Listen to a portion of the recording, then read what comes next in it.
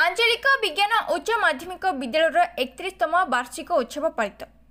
आंचलिक विज्ञान उच्च माध्यमिक विद्यालय 31तम वार्षिक उत्सव महासमारोह पालित हो जाए। सभारे उच्च माध्यमिक विद्यालय अध्यक्ष श्री सरोजकांत दास सभापतित्व करुथिबा बेले ओडिशा सरकार मत्स्य पशु संपद विकास अणु क्षुद्र एवं माध्यम उद्योग मंत्री श्रीजुक्त गोकुलानंद मल्लिक मुख्य अतिथि भावे जोगदे छात्र छात्री माने कठोर परिश्रम और निष्ठार सह अध्ययन करी चाकरी पछरे न गोड़ाई स्वावलंबी होई अन्य मानकु चाकरी जोगाई देबाकू प्रवर्ताइथिबा बेले प्राक्तन अध्यक्ष भंज गवेषक डॉक्टर कंभपाणी सामंत मुख्य वक्ता रूपे जोग देथिले। अन्य मंचासीन अतिथि मानक मध्य युक्त 3 विभागर अध्यक्ष श्री गोपीनाथ महांती, अर्थनीति विभागर प्राध्यापक श्री विभूतिभूषण बेबर्ता, प्राक्तन सरपंच श्री रवींद्र कुमार परिडा, प्राक्तन समिति सभ्य श्री महेंद्र प्रसाद पंडा, प्राक्तन सरपंच रवींद्र प्रधान प्रमुख रही।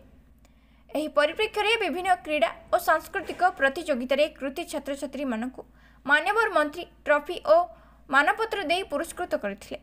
उक्त उत्सव में अध्यापक डॉक्टर श्री ए जितेश राव दोरा स्वागत भाषण और अतिथि परिचय प्रदान करथिबा बेले प्राध्यापक डॉक्टर शिशिर कुमार नायक, श्रीमती सुजाता कुमारी पट्टनायक, श्रीमती स्मिताराणी साहू, श्री संजय कुमार पात्र मंच परिचालना करथिले।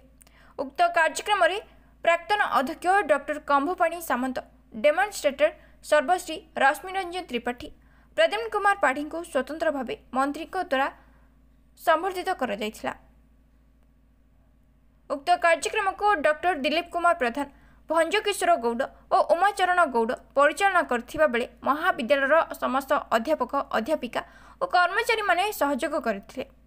परिशेष डेमोन्स्ट्रेटर ज्ञानचंद गौड़ उपस्थित समस्त अतिथि मानकु धन्यवाद अर्पण करथिले।